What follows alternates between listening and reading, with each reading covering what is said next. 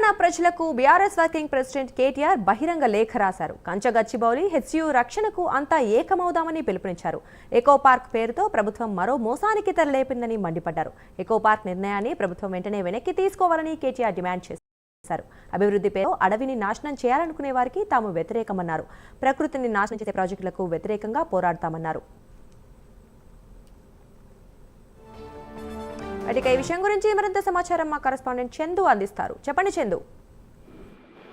తెలంగాణ ప్రజలకు, విద్యార్థులకు, పర్యావరణ ప్రియులకు కేటీఆర్ బహిరంగ లేఖ రాశారు. ముఖ్యంగా గచ్చిబౌలి ఎస్టీయూ రక్షణకు చేతులు కలపండి అంటూ ఆయన పిలుపునిచ్చారు. ముఖ్యంగా 400 ఎకరాల పర్యావరణం ప్రమాదంలో పడింది. 734 జాతుల మొక్కలు, 220 పక్షులు, 15 సరీసృపాలు, 10 క్షీరదాల ఆవాసం నాశనం కాకుండా మనమంతా కలిసి ఆపుదామంటూ కూడా ఆయన పిలిపించారు.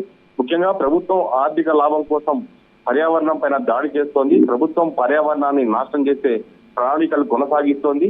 ఇప్పటి వరకు పోరాడినటువంటి విద్యార్థులకు కూడా సలాం తెలుపుతున్నారంటూ కూడా ఆయన లేఖలో పేర్కొన్నారు. హైదరాబాద్ సెంట్రల్ యూనివర్సిటీ విద్యార్థులు శాంతియుతంగా అడవి రక్షణకు పోరాడుతున్నారు. విద్యార్థులపై లేనిపోని అభాండాలు, యూనివర్సిటీని తరలించేటువంటి బెదిరింపులు ప్రభుత్వ రియల్ ఎస్టేట్ మనస్తత్వానికి నిదర్శనంగా కూడా చెప్పవచ్చు. ఎకో పార్క్ పేరుతో ప్రభుత్వం సరికొత్త మోసానికి మళ్ళా తెరలేపుతోంది. అడవిని కాపాడే బదులు భూమి ఆక్రమణకు ప్రభుత్వం కుట్ర పన్నుతుందంటూ కూడా లేఖలో కేటీఆర్ పేర్కొన్నారు. ముఖ్యంగా యూనివర్సిటీలో నిరసనలు కొనసాగితే ఎస్టీయూని ఫోర్త్ సిటీకి తరలిస్తామని కూడా హెచ్చరిక చేయడానికి కూడా ఆయన తప్పుపట్టారు.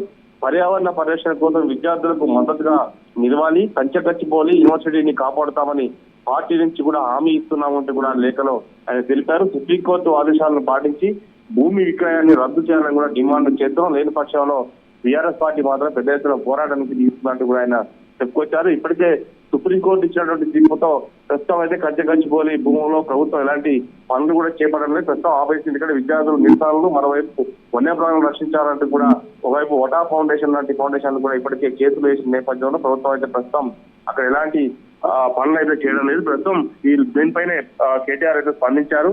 ఇప్పటివరకు సుప్రీంకోర్టుకు ఆయన శుభాకాంక్షలు తెలియజేశారు. అదేవిధంగా ముందు ఖచ్చితంగా ప్రభుత్వం అందులో ఏమైనా చేపడితే మాత్రం ఖచ్చితంగా విద్యార్థులు చేసే పోరాటానికి మద్దతు ఉంటామని కూడా ప్రకటించారు. అయితే ఇప్పుడు ఈ బహిరంగ లేఖ నేపథ్యంలో అంటే బీఆర్ఎస్ ఎటువంటి అంటే ఏ విధంగా ముందుకు వెళ్తుంది అనుకున్నారంటే ఏమైనా హెచ్యూ విద్యార్థులతో కలిసి పోరాటం చేసే అవకాశం ఉందంటారా? ముందు ఖచ్చితంగా అంటే ఈ ప్రభుత్వం అయితే ప్రస్తుతం అక్కడ పనులు అయితే ఆపేసింది. కానీ ముందు మళ్ళీ ఏమన్నా సుప్రీంకోర్టు డైరెక్షన్ తర్వాత పిటిషన్ అయితే ప్రభుత్వం అయితే వేసింది. మరో పిటిషన్ కూడా దాఖలు చేయబోతుంది. ఈ నేపథ్యంలో ఒకవేళ సుప్రీంకోర్టు నుంచి మళ్ళీ ఏమైనా ఆదేశాలు వచ్చిన తర్వాత ప్రభుత్వం కనుక మళ్ళీ పనులు కొనసాగించి అక్కడ బుల్డోజర్లు నింపితే మాత్రం ఖచ్చితంగా విద్యార్థులకు మద్దతుగా పోరాటాన్ని అయితే కొనసాగిస్తాం, ఖచ్చితంగా తాము అండగా ఉంటామనే సందేశాన్ని అయితే ఈ లేఖ ద్వారా కేటీఆర్ చెప్తా ఉన్నారు. ముఖ్యంగా నిన్న కేసీఆర్ ఎర్రబెల్లి వ్యవసాయ క్షేత్రంలో పార్టీ నేతలతో సమావేశం సందర్భంలో కూడా ఈ భూముల పైన కూడా ఆయన కామెంట్స్ చేశారు. ఎందుకంటే మనం ప్రభుత్వ హయాంలో పర్యావరణాన్ని కాపాడాం, అనేక చెట్లను నాటాం. కానీ కాంగ్రెస్ ప్రభుత్వం వచ్చిన తర్వాత పర్యావరణాన్ని నాశనం చేసే విధంగా వ్యవహరిస్తోంది. ఆ ప్రభుత్వం మొత్తం కూడా ఇలాంటి చర్యలను సహించలేదు. ఖచ్చితంగా కంచగచ్చిబౌలి భూములు కాపాడేందుకు బీఆర్ఎస్ తరఫున పోరాటం చేయాల్సిందే, ఖచ్చితంగా పోరాటం చేస్తామన్నటువంటి విషయాన్ని కూడా కేసీఆర్ పార్టీ నేతలతో చెప్పిన నేపథ్యంలో ఈ రోజు కేటీఆర్ లేఖ రాయడం మాత్రం దీనికి మద్దతు కనిపిస్తా ఉంది. ఖచ్చితంగా ఈ భూముల విషయంలో మాత్రం ఖచ్చితంగా పోరాటానికే దిగుతామనే సందేశాన్ని బీఆర్ఎస్ పార్టీ ఇస్తోంది. Thank you Chandu.